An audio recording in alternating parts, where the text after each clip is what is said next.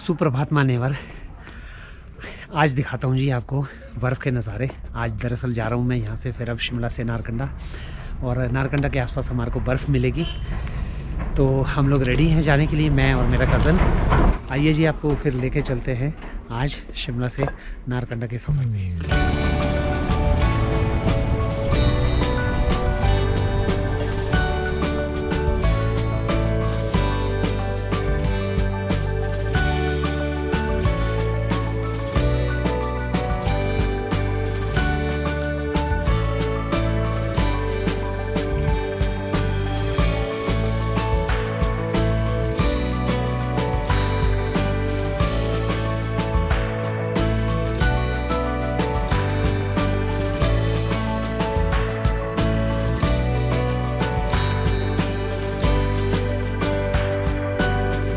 तो हम लोग चल पड़े हैं जी ढली से नारकंडा के लिए। और राइट साइड में आपको जो बिल्डिंग दिखाई दे रही है, ये है यहाँ की सब्जी मंडी। सब्जी मंडी मतलब जो थोक की सब्जी मंडी होती है। अपर शिमला से या किन्नौर से या कुल्लू के कुछ हिस्सों से यहाँ पे जो ग्रामीण लोग हैं वो अपनी फसलें आके बेचते हैं। यहाँ पे सेब भी बिकता है इनफैक्ट।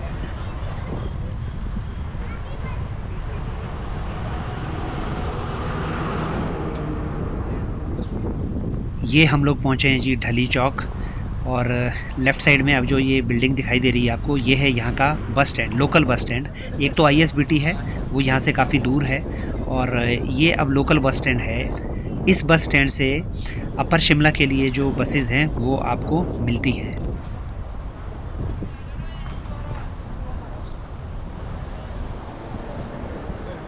और कुछ समय बाद ये जो आपको बिल्डिंग्स यहाँ पे दिख रही हैं पूरा एकदम कंजेस्टेड, ये सारी बिल्डिंगें टूटने वाली हैं क्योंकि यहाँ से 4 लेन हाईवे आ रहा है। और थोड़ा सा आगे जाके अगले मोड़ पे ही जो 4 लेन हाईवे है वहाँ तक वो हाईवे होगा। वहाँ से एक रोड जो है वो गई है NH05 की, जो नारकंडा की तरफ जाती है ऊपर, और एक जाती है मशोबरा वसंतपुर की तरफ नीचे की तरफ। तो उस पॉइंट पे जाके जो नेशनल हाईवे अभी फ़िलहाल 4 लेन बन रहा है वो उसका आखिरी पॉइंट होगा। ये जो सामने आपको गेट सा नज़र आ रहा है, इसी गेट पे जो नेशनल हाईवे 4 लेन वाला है वो ख़त्म हो जाएगा। बल्कि यहाँ पे आप देखेंगे सामने ये बोर्ड भी लगे हुए हैं, यहाँ से काम शुरू है। और ये है जी धन्यवाद लिखा हुआ। यहाँ पे शिमला सिटी आके ख़त्म हो जाती है। अब हम यहाँ से लेंगे राइट वाला जो रोड है, ऊपर की तरफ चढ़ेंगे नारकंडा की तरफ, और नीचे वाला जो रोड है ये जाता है मशोबरा वसंतपुर।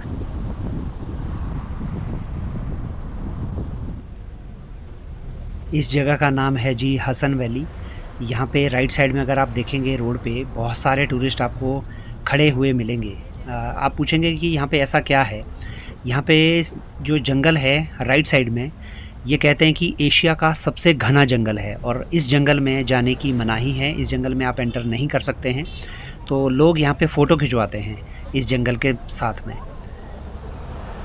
और ये जंगल सच में बहुत खूबसूरत है, बहुत खूबसूरत है। आप सोचिए अगर यहाँ पे अभी स्नोफॉल हुआ होता तो इन देवदार के पेड़ों पे जो स्नोफॉल है वो कितना खूबसूरत लगता, ये पूरा जो जंगल है कितना खूबसूरत लगता। तो इस वजह से आपको यहाँ पे जो है बहुत सारे टूरिस्ट मिल जाएंगे, बहुत सारे।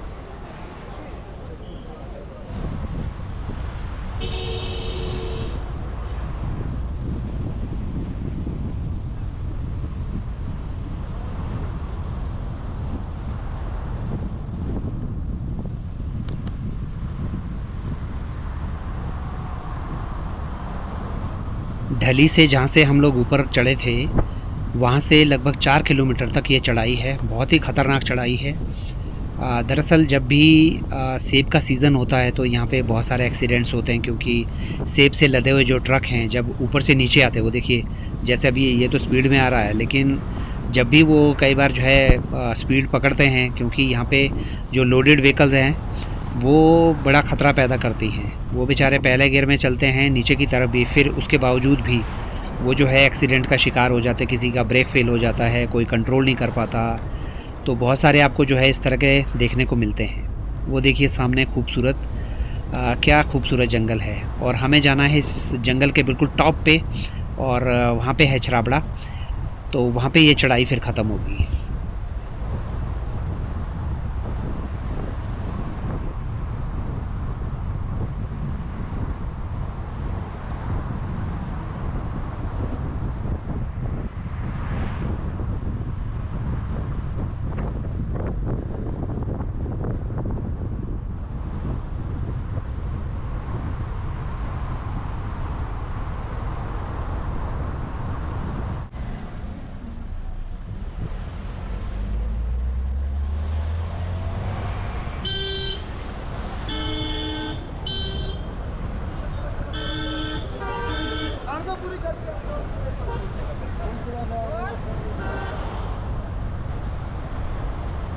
ये है जी यहाँ पे कुफरी, इसी वजह से ये जो है यहाँ पे जाम लगा हुआ है पीछे। वो दरअसल पार्किंग एरिया है पीछे, और ये है यहाँ पे कुफरी। यहाँ से ये हाईवे सीधा निकल जाता है, और एक जो रोड है वो जो ऊपर की तरफ रोड गई है उसमें लोग ऊपर जाते हैं टॉप पे, फिर वहाँ पे अपनी जो स्नो एक्टिविटीज़ वगैरह हैं वो यहाँ पे होती हैं। फ़िलहाल तो यहाँ पे कोई स्नो है नहीं, अभी पूरा सूखा ही है। दरअसल इस साल जो है हिमाचल प्रदेश में भी स्नोफॉल नहीं हुआ, बहुत ज़्यादा कम हुआ, बहुत ही कम। इस समय तक, जैसे अभी फरवरी का महीना चल रहा है, इस समय रोड के दोनों साइड में बहुत ऊंचे ऊंचे ढेर होते थे बर्फ़ के। अभी आप देखिए ऐसे लग रहा है कि कोई मई या जून का महीना चल रहा है, बिल्कुल एकदम सूखा है, एकदम सूखा। अब जो बर्फ़ है वो थोड़ी बहुत हो सकता है यहाँ कुफरी के से आगे थोड़ा सा आपको मिले, लेकिन उसके बाद सीधी जो बर्फ़ है वो मिलेगी आपको नारकंडा में। ये जो ऊपर वाला रोड है ये पहले पुराना रोड हुआ करता था। पहले ऊपर को चढ़ाई में चढ़ के फिर यहाँ हम लोग पहुँचते थे। ये वाला जो रोड है जिस पे अभी हम हैं ये बाईपास रोड बना है दरअसल कुफरी का।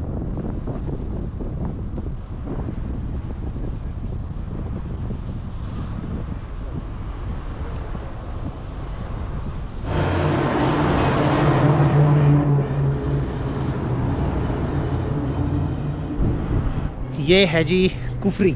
कुफरी से ऊपर को एक रोड जाती है, चाइल्ड रोड। ज़्यादातर जो टूरिस्ट है, अभी आपने पीछे देखा बहुत सारे टूरिस्ट यहाँ पे थे, और ज़्यादातर जो टूरिस्ट हैं वो उस वाली रोड में भी जाते हैं। यहाँ पे बहुत सारी एक्टिविटीज़ होती है, जैसे ऊपर हॉर्स राइडिंग वगैरह बच्चों के लिए। यहाँ पे बहुत अच्छे अच्छे जो है वो स्लाइड्स वगैरह बनी हुई है। हालांकि कुफरी में इस बार जो है बर्फ़ आपको दिखा देता हूँ, ज़्यादा तो नहीं है लेकिन फिर भी थोड़ी बहुत आपको दिख जाएगी। और ज़्यादा जो बर्फ़ मिलेगी वो मिलेगी अभी हमें नारकंडा में।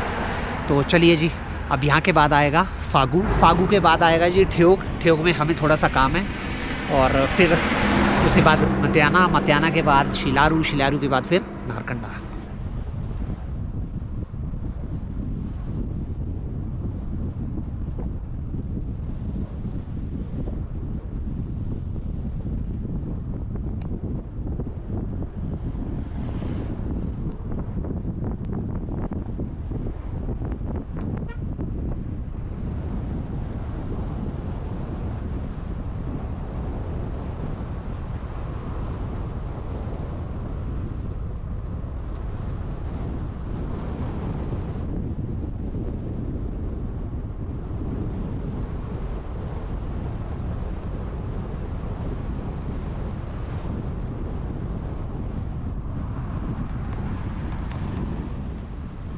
अभी हम लोग निकल गए हैं जी ठियोग से आगे।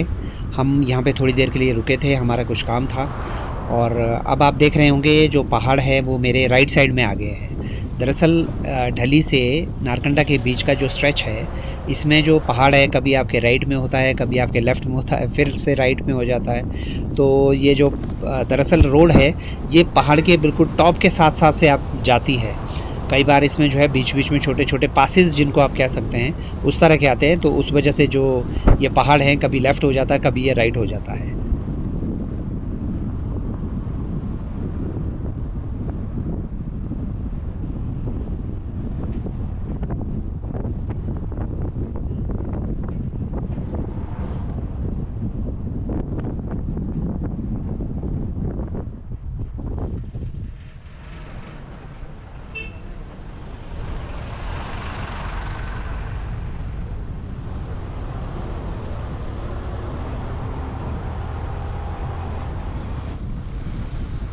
ये जो सड़क है जी आप देख रहे होंगे कितनी खूबसूरत है, और आपको ये साधारण सड़क नज़र आ रही होगी, लेकिन मैं आपको बता दूं ये जो सड़क है ये बड़ी इम्पॉर्टेंट है भारत के लिए, क्योंकि ये जाती है तिब्बत बॉर्डर तक। ये है नेशनल हाईवे 05, और ये तिब्बत बॉर्डर तक अब जाएगी, और हमारी जो आर्मी वगैरह है उसका सामान इसी सड़क के माध्यम से बॉर्डर तक पहुंचता है। और अगर कभी ये रोड बंद हो जाती है तो आप ये समझिएगा कि हमारी जो सेना की सप्लाई है वो आगे नहीं पहुंच पाई। तो इसी वजह से इस सड़क को हमेशा ही खोला जाता है। इवन जैसे मान लीजिए कभी बर्फ़ पड़ जाती है या कभी लैंडस्लाइड हो जाते हैं, तो इस सड़क को हमेशा ही तैयार रखना पड़ता है।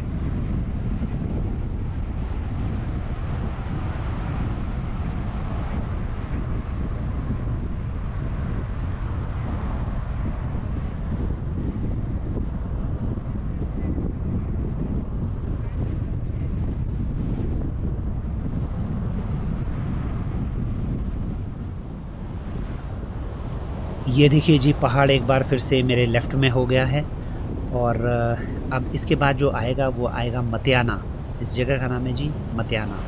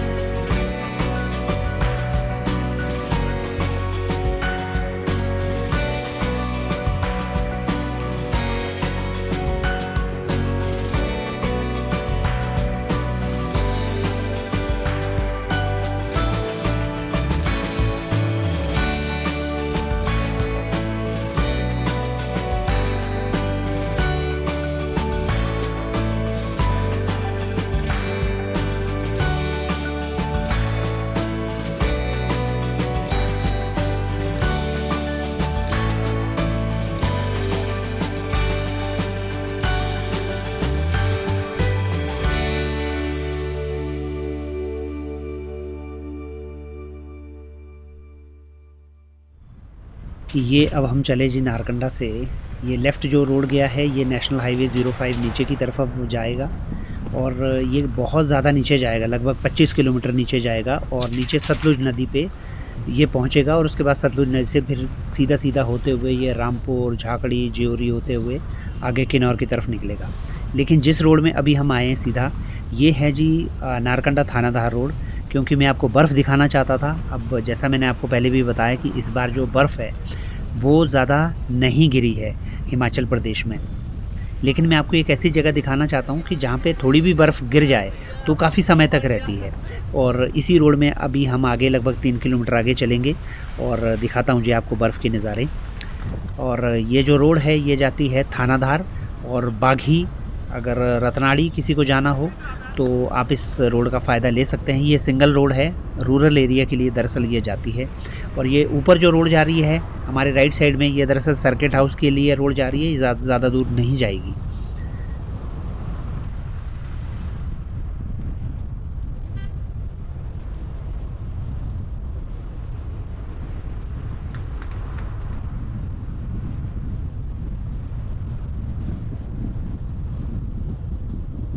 अभी यहाँ पे एक आगे जंक्शन आने वाला है जी, जहाँ पे एक ही पॉइंट पे 6 सड़कें आपस में मिलती हैं। आपने शायद पता नहीं ऐसा कोई जंक्शन देखा होगा कि जहाँ पे एक ही जगह पे 6 अलग अलग जगह से सड़कें आके मिलती हैं। तो ये है जी सामने जहाँ पे गेट लगा हुआ है। दरअसल ये जो गेट है, यहाँ से एक सड़क जाती है बिल्कुल ठीक बीच में से ऊपर की तरफ, वो जाती है हाटू पीक के लिए। हाटू पीक बहुत ही फेमस है डिस्ट्रिक्ट शिमला में, बहुत सारे टूरिस्ट आते हैं वहाँ पे भी। और यहाँ पे एक मंदिर भी है जहाँ पे बहुत सारे जो लोग हैं वो मंदिर में दर्शन करने के लिए भी जाते हैं। ये देखिए जी, यहाँ पे 3 सड़कें तो आपको सामने दिखाई दे रही है। एक हमारे एक्सट्रीम राइट में है और एक जहाँ पे ऑल्टो ऊपर चली गई, एक ये है और एक एकदम लेफ़्ट में। तो आप देखेंगे 3 सड़कें यहाँ पे और हम जा रहे हैं लेफ़्ट वाली साइड से। और जहाँ पे ये ढाबे से हैं यहाँ से एक सड़क नीचे की तरफ गई है, चौथी, और पांचवी वो जिसमें हम पीछे से आए, और छठी एक होटल की तरफ जाती है। आगे एक बहुत बड़ा होटल है टिथिस, उसकी तरफ जाती है।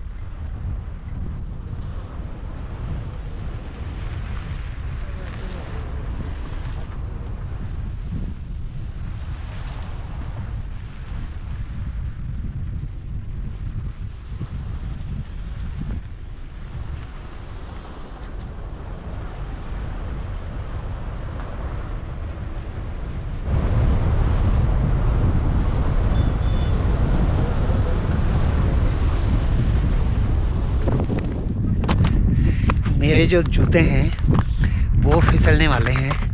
तो हम हैं जी अभी नारकंडा में। नारकंडा के पास में ये जगह है। इस बार क्योंकि स्नोफॉल बहुत कम हुआ है, और जो लोग ये समझते हैं कि शिमला में स्नोफॉल कम हुआ है, जानकारी बिल्कुल ठीक है, लेकिन फिर भी अगर कोई बर्फ़ देखने आना चाहता है तो ये इस तरह की जगहें हैं। ये है जी नारकंडा के पास में। यहाँ पे आपको काफ़ी स्नो मिल जाएगी, आप देखिए।